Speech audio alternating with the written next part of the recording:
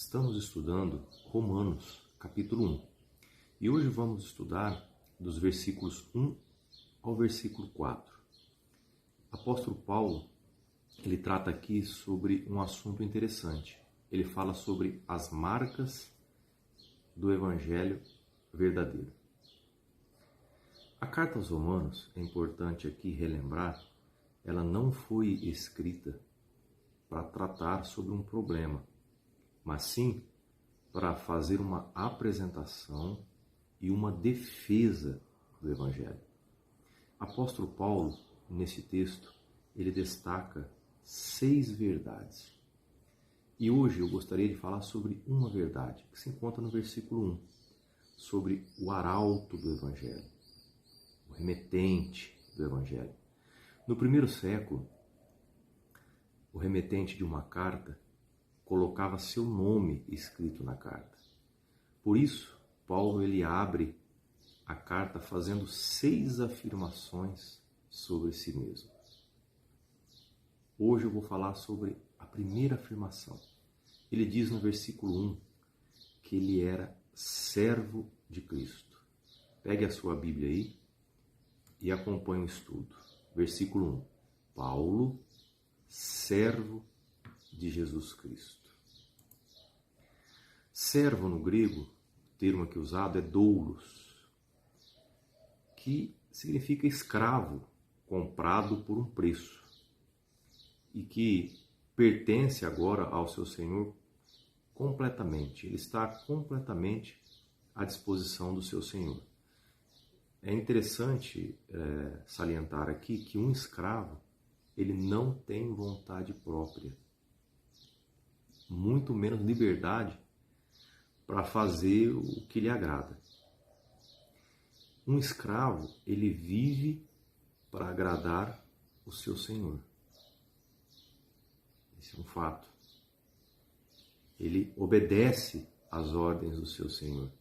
No Império Romano, os escravos eles tinham uma marca, uma argola de ferro, era soldada em volta do seu pescoço com o nome do seu senhor. Então, um escravo ele não era considerado uma pessoa, ele não era considerado um ser humano, mas sim uma propriedade. Ele era considerado uma ferramenta. Paulo, porém, ele não é escravo de um senhor carrasco.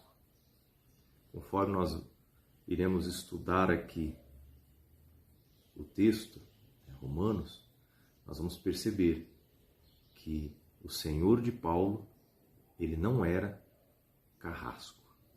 Pelo contrário, o seu senhor o comprou com imensurável amor. Vale lembrar aqui também que Paulo ele se apresenta nesse versículo como servo de Cristo, e isso se refere não apenas a uma posição de humildade, mas também uma posição de honra. Exatamente. A princípio nós temos a impressão apenas de uma posição de humildade. Mas não.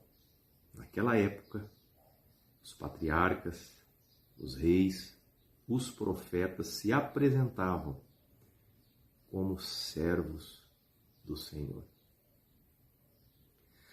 Assim, Paulo aqui ele se posiciona na mesma linhagem de Abraão, Moisés e Davi. Olha que interessante. Aprofunde esse estudo na sua casa. Eu tenho certeza que você vai se surpreender com essa primeira característica, essa primeira descrição que nós falamos hoje sobre o apóstolo Paulo.